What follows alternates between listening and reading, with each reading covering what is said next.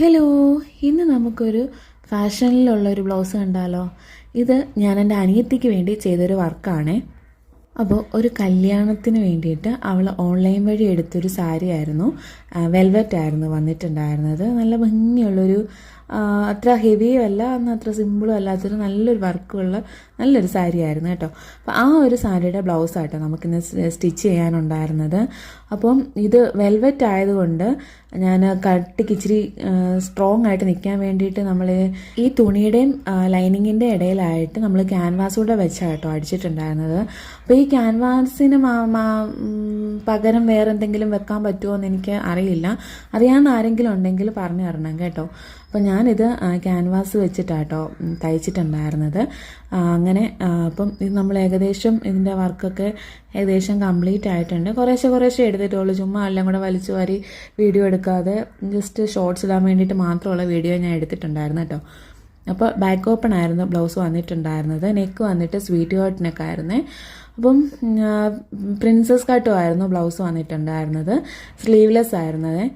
Sleeveless എന്ന് പറഞ്ഞാൽ നമ്മൾ മേളിൽ ഇങ്ങനെ ഒരു ഇതിനെന്താ പറയാമെന്ന് എനിക്ക് അറിയത്തില്ല, ഞാൻ ഫോട്ടോ കാണിക്കാം അപ്പം നിങ്ങൾക്ക് കൂടുതൽ മനസ്സിലാവും. അപ്പം നമ്മുടെ വർക്കിൻ്റെ ഇവിടെ ഏകദേശം ഇങ്ങനെ കംപ്ലീറ്റ് ആയിക്കൊണ്ടിരിക്കുന്നുണ്ട് കേട്ടോ. അപ്പം എൻ്റെ ഈ പഴയ മെഷീൻ ആയതുകൊണ്ട് ഇതിൽ തയ്ക്കാൻ വേണ്ടിയിട്ടൊരു ഇച്ചിരി പാടുണ്ടായിരുന്നു.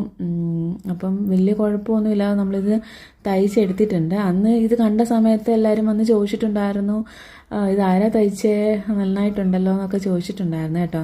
എല്ലാവർക്കും ഇഷ്ടപ്പെട്ടിട്ടുണ്ടായിരുന്നു ഈ ഒരു ബ്ലൗസും ആ ഒരു സാരിയൊക്കെ ആയിട്ട്.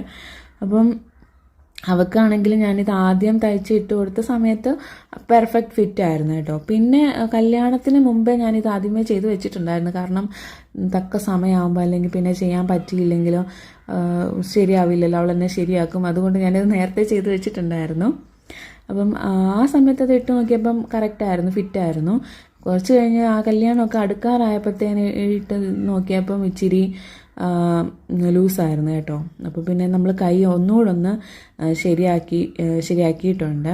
അപ്പോൾ ഈ സ്വീറ്റ് ഹാർട്ടിനൊക്കെ ആയതുകൊണ്ട് ഇങ്ങനെ മടക്കി എടുത്തൊക്കെ തയ്ക്കാൻ ഒരു ഇച്ചിരി പാടുണ്ടായിരുന്നു. പക്ഷെ വലിയ ഇതൊന്നും ഇല്ലായിരുന്നു.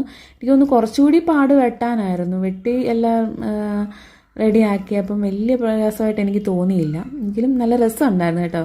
നമ്മളിതുവരെ ചെയ്യാത്തൊരു മോഡലായതുകൊണ്ടുകൂടാണ് നമ്മൾ നേരത്തെ അങ്ങ് ചെയ്ത് വെച്ചത്. ഇല്ലെങ്കിൽ ചിലപ്പം പണി കിട്ടിയാലോ എന്ന് വിചാരിച്ചു. അപ്പോൾ ഏറെക്കുറെയൊക്കെ നമ്മുടെ വർക്ക് ഇവിടെ കംപ്ലീറ്റ് ആയിട്ടുണ്ട് കേട്ടോ. അവൾക്കും നല്ല ഇഷ്ടമായിട്ടുണ്ടായിരുന്നു. അപ്പോൾ അതിൻ്റെ ഫോട്ടോ ഞാനിവിടെ താഴെ കൊടുത്തേക്കാമേ. ഫോട്ടോ ഒക്കെ കണ്ടിട്ട് നിങ്ങളുടെ അഭിപ്രായം എങ്ങനെ ഉണ്ടെന്ന് പറയണം കേട്ടോ. അപ്പം